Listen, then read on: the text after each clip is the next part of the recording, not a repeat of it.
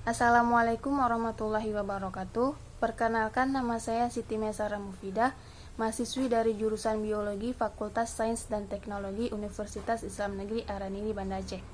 Pada video ini yang merupakan sebuah tugas mata kuliah Biologi Laut, yaitu tentang meringkas arus dan gelombang. Arus laut adalah air yang mengalir dengan arah tertentu dari satu samudra ke samudra lainnya.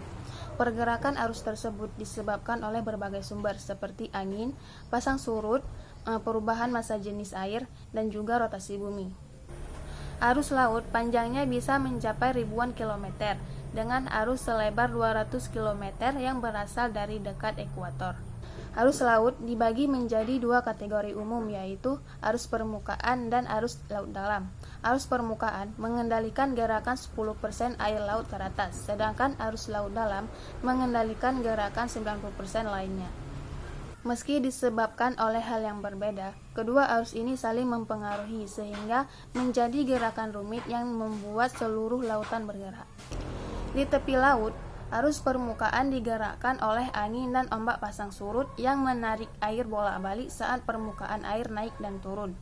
Sementara di lautan terbuka, angin adalah kekuatan utama arus permukaan, di mana ketika angin bertiup di atas lautan, maka ia akan menarik lapisan air di paling atas bersamanya, sehingga air yang bergerak tersebut akan menarik lapisan di bawahnya hingga air sedalam 400 meter masih dipengaruhi oleh angin permukaan.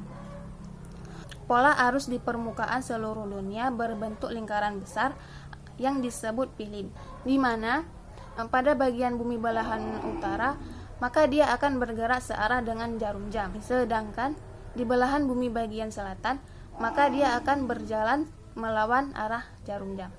Hal ini disebabkan karena rotasi bumi mempengaruhi angin yang menimbulkan arus. Jika bumi tidak berotasi, maka air dan udara akan bolak-balik antara daerah tekanan rendah dan khatulistiwa dan daerah tekanan tinggi di kutub.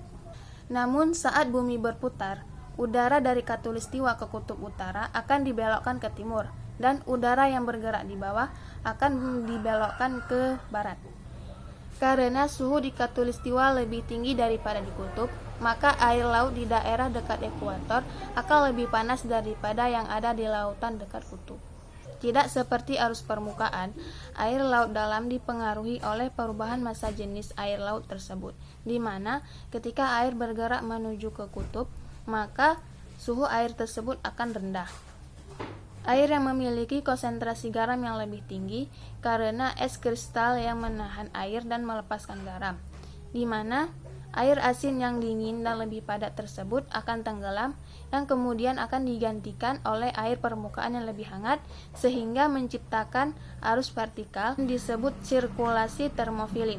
Sirkulasi termofilin adalah air dalam dan arus permukaan yang digerakkan oleh angin yang kemudian bergabung membentuk jalur yang disebut global conveyor belts, di mana saat air bergerak dari laut dalam ke permukaan, maka air tersebut akan membawa nutrisi bagi mikroorganisme yang merupakan dasar sebagian besar rantai makanan yang ada di laut. Penguapan salinitas yang normal mengalir masuk dan lebih tinggi. Salinitas dilakukan oleh arus air yang lebih dalam, misalnya laju yang tinggi. Penguapan di Laut Mediterania meningkatkan salinitas dan karena kepadatan air sebagai akibat arus yang kurang padat karena lebih sedikit garam. Arus yang lebih kecil dari salinitas yang lebih tinggi akan mengalir ke bawah arus tersebut sehingga kandungan garam yang ada di wadah tersebut tetap konstan. Faktor lain yang mempengaruhi arus adalah konfigurasi dasar laut dan bentuk massa daratan. Hanya ini ringkasan yang dapat saya sampaikan. Apabila ada yang kurang mohon dimaafkan karena saya pun masih dalam proses belajar, dan semoga video ini bisa bermanfaat. Terima kasih telah menonton. Assalamualaikum warahmatullahi wabarakatuh.